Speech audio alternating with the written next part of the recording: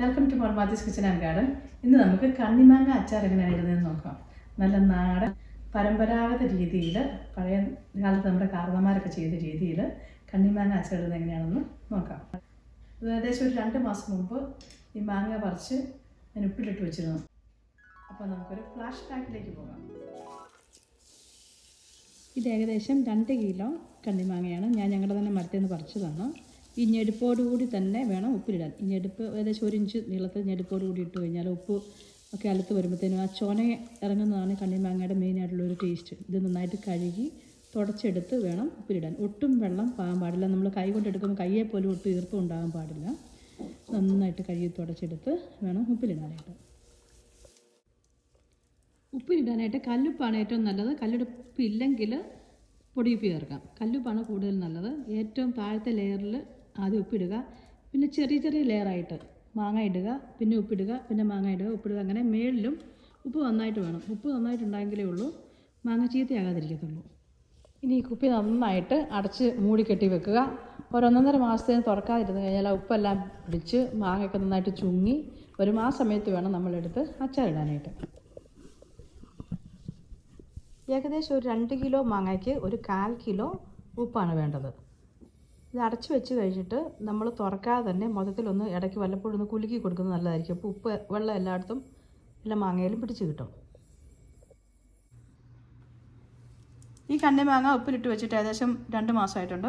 1 മാസം കഴിയുമ്പോൾ മുതൽ തന്നെ നമുക്ക് അച്ചാറിടാം. അല്ലെങ്കിൽ ഇതിപ്പോൾ അച്ചാറിടാൻ സമയമില്ലെങ്കിൽ 1 വർഷം വരെ ഇങ്ങനെ ഉപ്പ് മാങ്ങയാക്കി വെച്ചിട്ട് നമുക്കിപ്പോൾ സമയം കിട്ടുന്ന സമയം അനുസരിച്ച് അച്ചാറിടാം. ഇത് കണ്ടത് നല്ലപോലെ ചുങ്ങി താഴോട്ട് വന്നിട്ടുണ്ട്. വെള്ളമൊക്കെ നന്നായിട്ട് ഉപ്പ് വെള്ളം ഇറങ്ങിയിട്ടുണ്ട്. ഈ ഉപ്പ് വെള്ളമാണ് നമ്മൾ അച്ചാറിടുമ്പോൾ യൂസ് ചെയ്യുന്നത്. ഇത് ഏകദേശം 2 കിലോയാണ്. 2 കിലോയ്ക്ക് വേണ്ടി ഞാൻ 10 ടേബിൾ സ്പൂൺ മുളക് പൊടിയാണ് എടുത്തിരിക്കുന്നത്. 8 ടേബിൾ സ്പൂൺ കാശ്മീരി മുളക് പൊടി, 2 ടേബിൾ സ്പൂൺ പിരിയൻ മുളക് പൊടി, 1 സ്പൂൺ കടുക്, 1.5 സ്പൂൺ ഉലുവ, 2.5 സ്പൂൺ കായപ്പൊടി, 1 സ്പൂൺ മഞ്ഞൾപ്പൊടി. നല്ലെണ്ണയാണ് എടുത്തിരിക്കുന്നത്. ഇത് ആവശ്യത്തിന് നമ്മൾ കേടാതിരിക്കാൻ വേണ്ടി മേളിൽ ചൂടാക്കി ഒന്ന് ഒഴിക്കുകയാണ് ചെയ്യുന്നത്. ഇനി അച്ചാറിടുന്നത് എങ്ങനെയാണെന്ന് നോക്കാം. ആദ്യം ഈ കടുകും ഉലുവ ഒന്ന് വറുത്തെടുത്തിട്ട് അത് നമുക്കൊന്ന് പൊടിച്ചെടുക്കാം.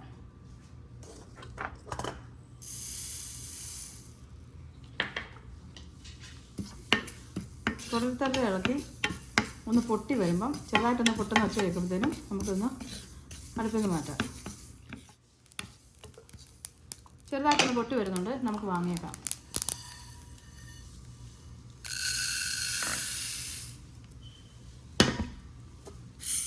ഇനി ഉലുവ അതുപോലെ തന്നെ ചെറുതായിട്ടൊന്ന് പൊട്ടി വരുമ്പം വാങ്ങാം. കൂടുതൽ കരിഞ്ഞു പോകുകയാണെങ്കിൽ ആ മസാലയ്ക്കൊക്കെ ഒരു കരിച്ചവ് വരും, ടേസ്റ്റും കുറയും. ഉലുവായി ഒന്ന് മൂത്ത് വന്നിട്ടുണ്ട്.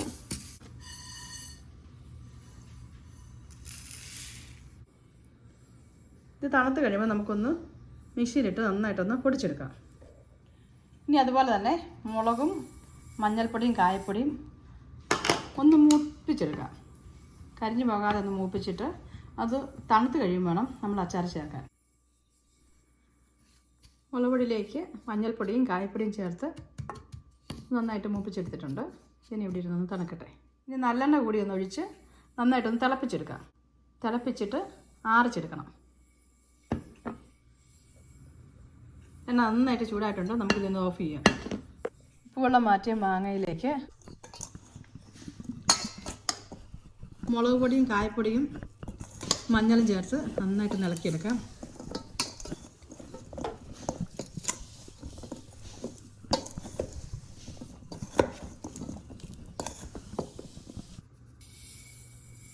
ഉലുവ വറുത്ത് പൊടിച്ചതും കടുക് വറുത്ത് പൊടിച്ചതും ചേർത്ത് നന്നായിട്ട് ഇളക്കിയെടുക്കാം.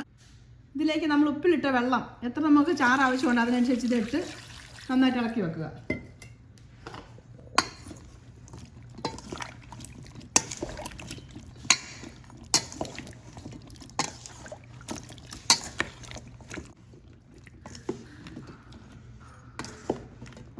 ഇതിൻ്റെ ഉപ്പ് നോക്കുക.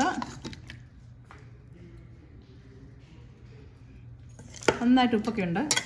ഇത് നമുക്കൊരു കുപ്പി പാത്രത്തിലേക്ക് മാറ്റാം. ഇത് നമ്മൾ ചെയ്യുമ്പോൾ ഒട്ടും വെള്ളം ഉണ്ടാവരുത്. ഉപയോഗിക്കുന്ന കുപ്പിയിലോ പാത്രത്തിലോ ഒന്നും വെള്ളം ഉണ്ടാവരുത്. വളരെ സൂക്ഷിച്ച് വേണം കൈകാര്യം ചെയ്യാൻ. ഞാനൊരു ചില്ല് കുപ്പിയിലാക്കിയിട്ടുണ്ട്. പ്ലാസ്റ്റിക് കുപ്പിയിലാക്കാതെ ഒരു ചില്ല് കുപ്പിയിലാക്കിയാൽ മതി. ഇതിൻ്റെ മുകളിലേക്ക് ചൂടാക്കിയിട്ട് തണുത്ത നല്ലെണ്ണ ഒഴിക്കാം. ചീത്തയാകാതിരിക്കാൻ വേണ്ടിയാണ്.